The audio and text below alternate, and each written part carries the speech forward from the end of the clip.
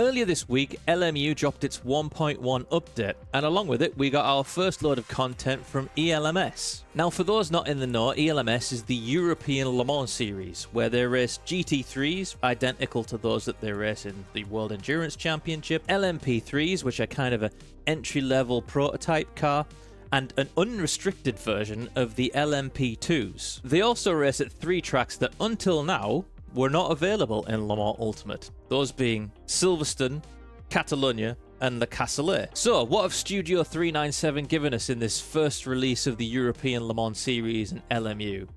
And more importantly, is it any good? Let's take a look.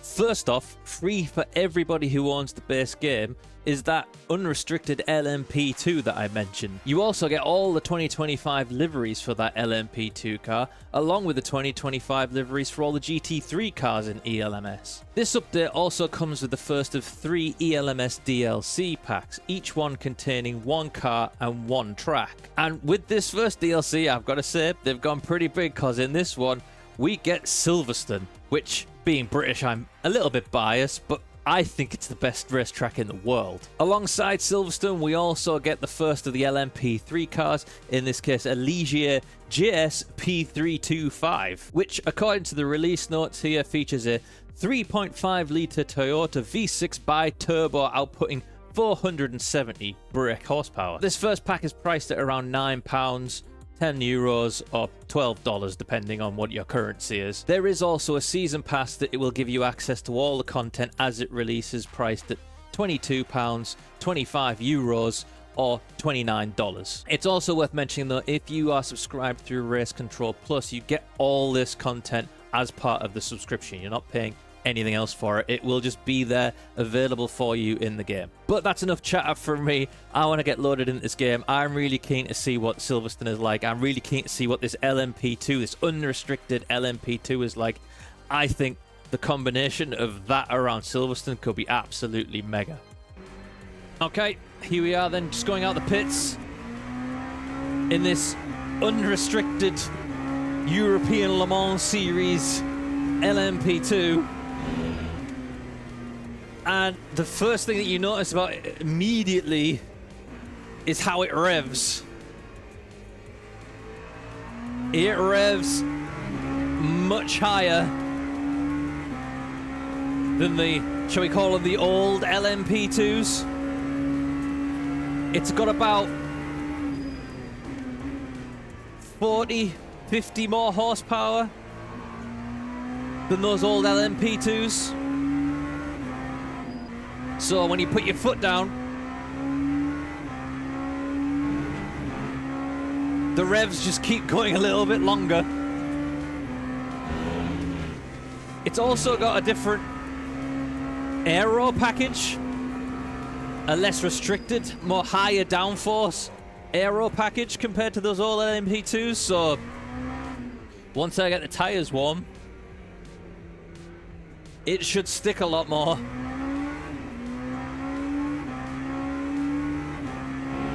But while I am warming the tyres up,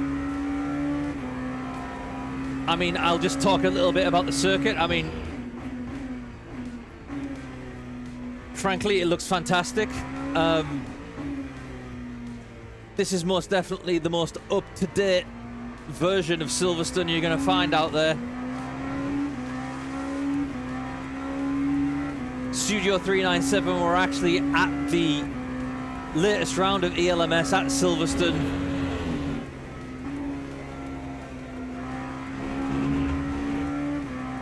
Taking photographs and adding the last little finishing touches to this track. Of course, it's as usual, it's laser scanned and everything. But I suppose it's just the bare minimum these days. Everything in sim racing, the tracks look gorgeous. They're all laser scanned, they're all highly accurate renditions of the tracks. And this is no different. So what about this unrestricted LMP2 then? Well, first things first, it's an absolute rocket ship. The reason that they restrict these cars when they race against the hypercars at Le Mans is because if they didn't, they'd be too close in terms of lap time to those hypercars. So they kind of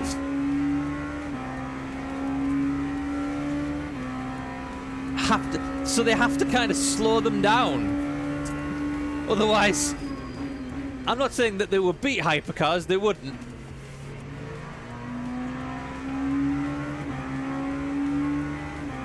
But I reckon they'd probably be within, what, 5 seconds or so? Around the Circuit de la Sarthe, which is a long lap. So they restricted them to try and have the classes more defined, if you like. Whoa. You can absolutely chuck it in. It's brilliant. So Studio 397 did say that they'd done a sort of upgraded tyre model to these. And it does feel different, I've got to say. When you throw it into these high-speed corners, you can, I think anyway, feel the tyre. You can feel where the grip is and you can lean on the tyre a bit more. Compared to the older LMP2s where it was maybe a little bit more vague. I mean, it's not a massive difference, but like when I chuck it into cops there, I can feel the car kind of twitching and moving about. And oh, cops, maggots, Beckett's, Chapel, onto the hangar straight. I mean, find me anywhere in the world a better sequence of corners than that. And in these cars, this track just comes alive.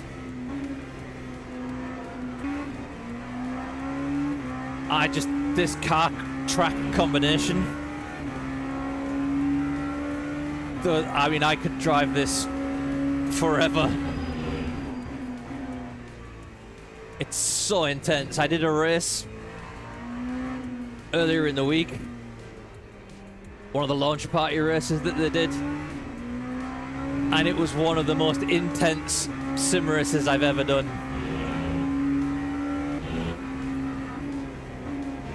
There is so much grip.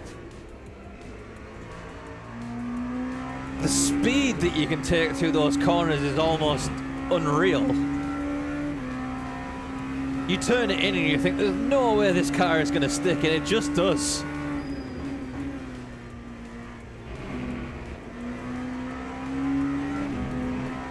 Woo. I think it's so cool that Studio 397 has made these cars available to everybody. But I've got to say,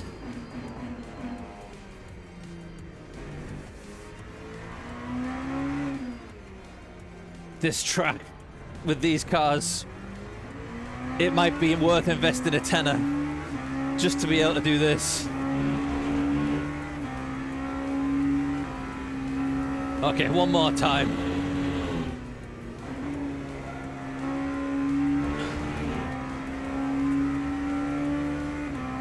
Through cops, into maggots, into Beckett's.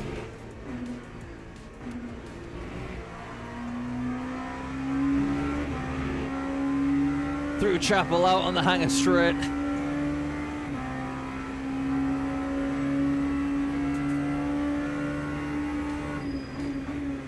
Into store.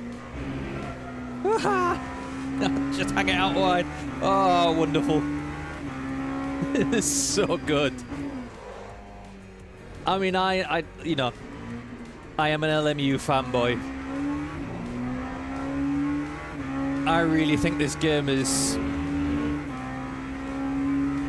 it's setting the bar right now. And this content might just have raised that bar. I've got wide. Okay. We'll call it a day. Let's try the LMP3. I think it's going to struggle to live up to that, I've got to say. Whew.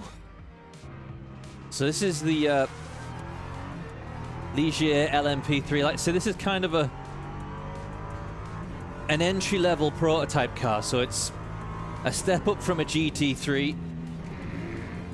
Like all the other prototypes, there's no ABS. There's also no grip out of the pits. Like, the tires are a little bit skinnier. There's less aero than the LMP2. Obviously, that we were just driving, far less power. You can hear from it.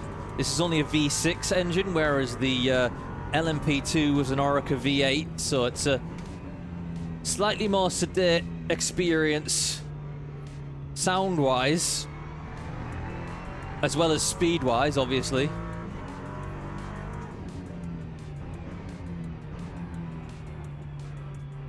And I do know from some of the testing that I've done, it takes quite a while to get these tires to temperature. The LMP2 that we were driving there, it was about lap 3 where I felt like I could really start pushing. Whoa. With this LMP3, I'm finding it's more around lap 4, even 5, before it really comes to life. You see, I'm just having to wait for the grip, which really just isn't there right now. So you're like, more than any other car in LMU, I would say, even more than the hypercars, you have to be so careful on your opening lap.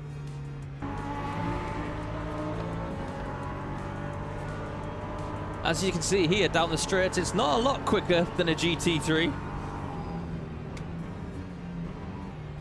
You know, 470 horsepower, that's not a lot different. It's probably the equivalent of most GT3s in this game. It's probably just that it doesn't have quite so much drag. A bit lighter. Okay, starting to feel a little bit more grip now. Kind of coming to the end of my second lap. See if we can start pushing a bit more on lap 3. I've got to say, I really like the feel of this, though. You can...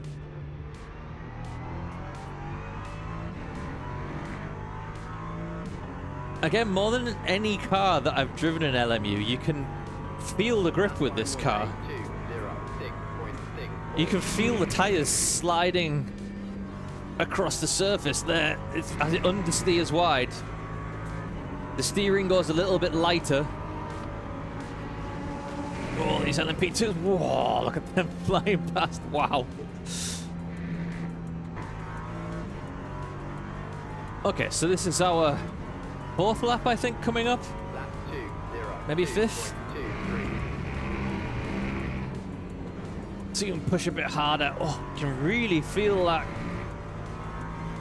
understeering wide, pushing out wide as you throw it into cops there. You obviously can't throw this thing about like you can the LMP2s. But there is definitely more grip than a GT3, there's no doubt about that. This is actually really fun to drive. I wasn't expecting to like this car as much as I do. I thought, oh, after that LMP2 experience, probably not going to like this so much. It's probably going to feel a bit weak. And I mean, it's definitely not as an intense as experience as the LMP2 was.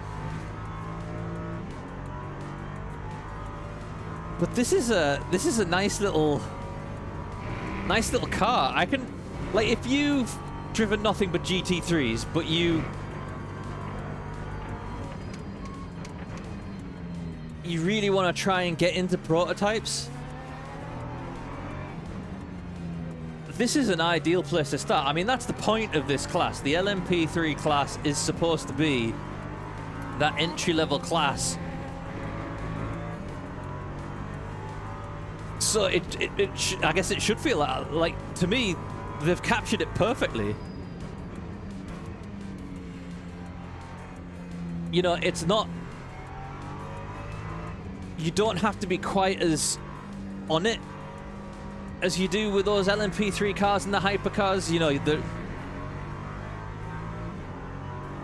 you have to react really quickly to what those cars are doing sometimes. Which I think can be hard at first. You know, GT3s that tend to be a bit lazier, so you can catch slides and whatnot. This is a nice middle ground. It's not, like I said, the intense experience of the LMP2s, but you can really, again, feel the car moving around, feel where the grip is, get an idea for where it is, feel the sensation of the car underneath you. This is really, really nice. They have done a really, really good job with these cars. I hope that they can take some of these learnings and maybe add them to the hypercar. Those hypercars in this game are desperate for a tire update. And I hope that they can use some of what they've given us here to improve them.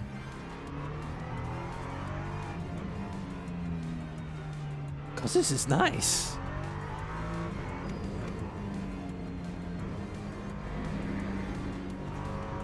Yeah, you can see there, compared to a GT3, how much quicker we are through the corners, though.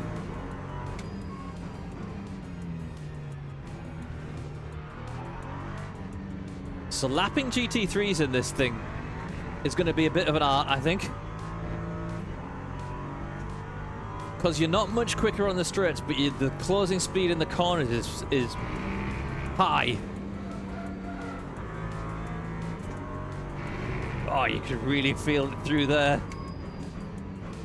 Tires complaining. Okay then. One last attempt at a fast lap. See where we get. In the cops.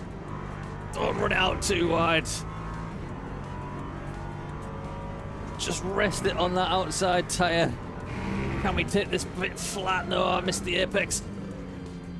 Oh, try and get it slowed down a bit. Bit untidy through there.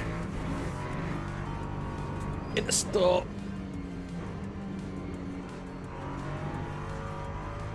Really carries so much speed into there, even in these. The grip is incredible.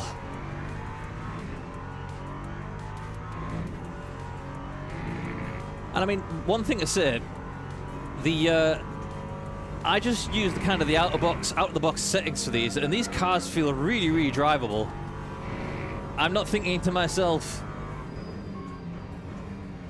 I've really got to go out and get a new setup. I mean, obviously there will be faster setups out there, but out of the box, both of these cars, the LMP2 and the LMP3, very, very easy to drive. Oh, just a little wide out of there. There's a hell of a lot more time in that lap, but what a lot of fun these things are. So, is it any good? Yeah. I just think Le Mans Ultimate just continues to knock it out of the park. I mean, they had a little bit of a wobble when they maybe took the GT3 tyre model a little bit far and it became a little bit snappy and unwieldy, but other than that, 2025 for LMU has just been consistently, every single update that they've done and every single bit of DLC that they've put out just keeps getting better and better and better for me. If prototypes aren't your thing, probably don't bother. If you just want GT3s and GT3 racing is really the only thing that you're interested in, these packs probably aren't going to be for you, because there are, other than the liveries, there's nothing different with the GT3s. They're all just the same. If prototypes are, or if driving different things are, and if you want Silverstone, that Silverstone render is beautiful. And those two cars are fantastic, absolutely fantastic. And the big surprise for me, like I say, I drove that LMP2. I was expecting to love the LMP2. I was expecting hooning that thing around Silverstone through Cops, Maggots, Beckett's, all that. I was expecting to love that. The LMP3, though, is a glorious little thing. It's so fun to drive. There's so much detail around what the car is doing. It feels beautiful. Like, if you do want to try out a prototype, it's worth getting, I think, definitely. Now, Le Mans Ultimate still has a ways to go on certain things. The single player is obviously still not quite there. I think the force feedback, although I personally think it's very, very good, some of the tyre feel could maybe do with ratcheting up a bit. And as I mentioned before, the hypercars need a new tyre model desperately. Like I said, the lack of single player is the biggest thing in there right now. That's something that they need to get onto. But if online is your thing, and if you like prototypes and hypercars, there's nothing better out there at the moment, I don't think. Nothing better. But let me know what you think. Let me know in the comments. Are you enjoying this latest ELMS update from Le Mans Ultimate? How do you feel about Le Mans Ultimate in general? If you have enjoyed this video, please consider liking and subscribing, and I will see you in the next one. Cheers, guys.